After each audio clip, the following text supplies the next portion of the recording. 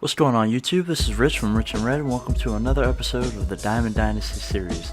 Now, I'd like to play a little game with you guys today. We're going to call it What That Is. Now, if you don't know what that is, I'm going to show you a couple of instances throughout this game. And these are actually going to be a couple of games, sort of.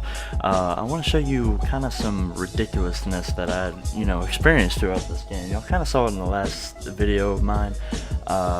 Of Diamond Dynasty. So we're coming up on City Center Field. I like to use this field a lot, and I want to make sure that my settings are correct, and it looks like I'm using my franchise settings. So I'm like, well, instead of sitting here for 3 minutes to try to fix this, I'm just gonna exit, right? It's not gonna count. We haven't thrown a pitch, everything should be cool. Nope, I get the loss for it. So I'm like, oh, fine, alright. So I go switch my settings and everything, and I come back in and I face the same guy again. So I think there was some kind of good luck, because I had lost some rating on that previous game that I had left. So he's got rookie Jake Arrieta on the mound. I got Cole Hamels, so we're going to have a good one. There's a couple of instances throughout this game where it's just, you know what I mean? It's just ridiculousness. Like, that shouldn't exist in this game. So we got Jose Ramirez up here at the plate. I think I started him off with a little change up, and I think he swings at it, yeah, and it goes straight to shortstop. Now I do want to teach you guys something a little bit here. I noticed a lot of people try to get strikeouts, try to keep pitches away from people, but don't be afraid to pitch to contact, because a lot of people are very aggressive online. So if you keep pitches borderline and change your speeds a lot, you're going to get a lot of pop-ups and a lot of groundouts to infielders. So just give it a shot instead of giving up 4 or 5 home runs a game. You know what I mean? Like, we got Victor Martinez up here on the mound. I'm going to give him all off-speed pitches. I'm going to try to change his eye level a little bit, try to show him some different things. I throw in that nice, beautiful breaking ball in there for a strike to start him off, and then I'll throw something a little bit harder inside, and look, he's swinging at it. So you just got to play with these hitters, and sometimes you'll be able to they'll get some hits, but most of the time it'll be a ground ball to third or a ground ball to short, or hey, just like that, you give him that breaking ball again and he'll swing through it, and strike 3, we're out of the inning. So we've got Yelich coming up here, and you're about to see it right now, but I square up a pretty good ball with him, and it comes off the wall, so I end up getting a second on a double. I think it was on a fastball, maybe a sinker. No, that was like a slider. Comes off the wall here. He leaps for it instead of taking the angle. That's how I'm able to get over to second. And I kind of knew with a 66 overall pitcher on the mound, he's going to throw me a lot of strikes just like I was throwing him. He was going to try to hit me with a lot of sinkers, change my eye level with the fastball. So you gotta know what your opponent's doing. But he does beat me inside here with a good fastball, so it pops me up. So props to him. Next we got JT, Justin Turner, up on the mound, the clutch man himself. I believe he's got like 99 clutch in this game. I go ahead and get a hit here, or I line one out to short. Now notice my runner, he's coming home from third. Now when you know that the pitcher that you're facing throws a lot of strikes, but he's also pitching a contact, you might want to take some risks like that. You don't know how many runs you'll be able to get over this guy. So I went ahead and took the risk there. It ends up paying off. I get the run. We got Reggie Jackson here on a 2-1 count, and I mean, that's pretty much what this game is. You square up a good ball, and then there it goes, right into a glove. So we got an early lead here.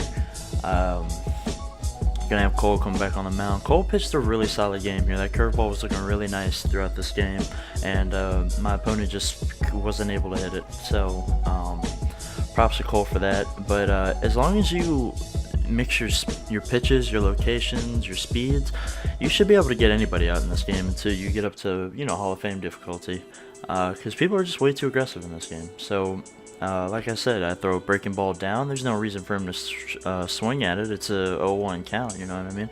That ball had no business being in the strike zone, but I mean, he gave it a swing. He laid off that breaking ball, but I said, you know what, let's see if he can do it again. I throw it to him again, and look at that, a little swing, a little corkscrew. Got Salvador Perez behind the plate, and I mean, Salvador, he's got an arm, so you're not gonna outrun him. Got too low here. I decided to switch up my speed. I was going to throw him a lot of fastballs away. See if I can get him to chase that way, get something else in his mind, and like you see, he's just swinging away at him. Here he does it again, another two-seamer. I don't like throwing four-seamers on this game because it seems like everybody's looking for it.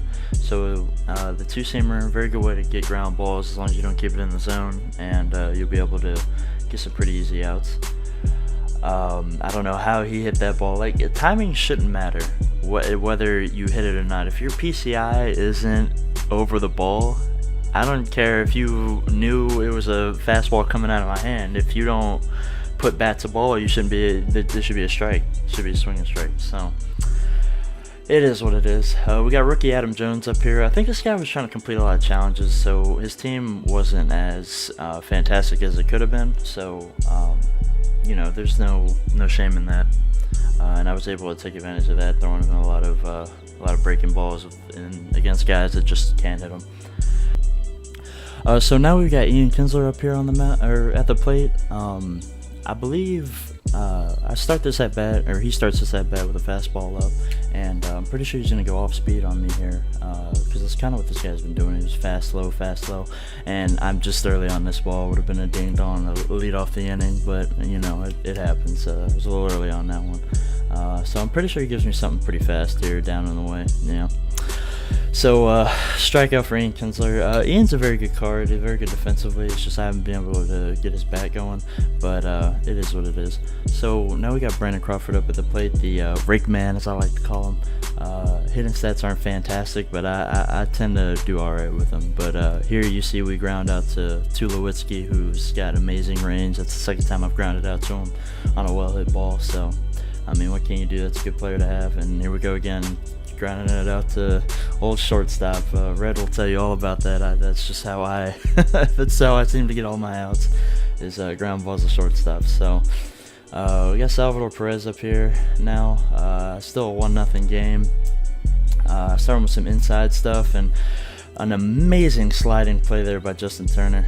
I've been having some difficulty finding third basemen that have amazing fielding stats that are fairly cheap to get. There's that Mike Schmidt that I have, but he's a first baseman, so if you put a player out of position, their fielding stats go down by like 5 for each stat, like reaction, fielding, throwing power, throwing accuracy.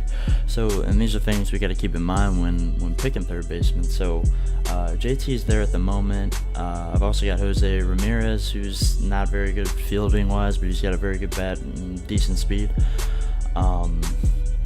I like to throw Bregman over there when he's playing up, Alex Bregman from the Astros, an amazing fielder. But most of the third basemen in this game are really high overall, or at least for their fielding stats, they're really high overall. I'm talking Manny Machado, Nolan Arenado, and then you've also got the legends like David Wright and the other guys who have really great fielding stats. So. It's just that is the state of the game right now. It's just like finding really good catchers, unless they're flashbacks like Jorge Posada or who else? Maybe Bench, Johnny Bench, I believe, from the Reds. So there's some decent catchers in this game, but no current guys really do it for me. We get a fly out there, so I believe I ended up skipping to the 6th inning.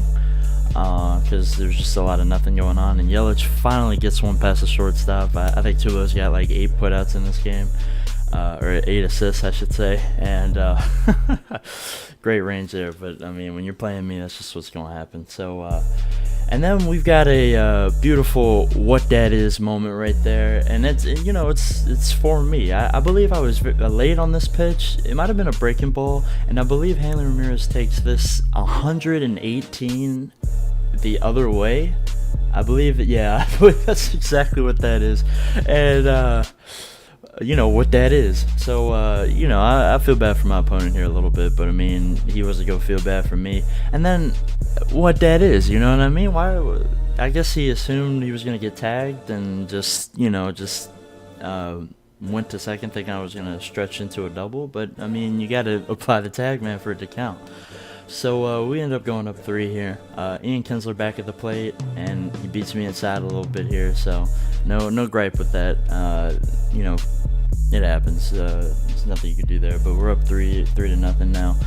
Cole's pitching an amazing game, but Bonehead Rich, he takes him out for a pinch hitter to try to keep that rally going, but it doesn't work out. So we're able to, we bring in Iglesias, and I begin to warm up my actual closer since this guy hasn't gotten a hit yet. But I was like, you know what, I give Roswell a go, and we'll see what's going on.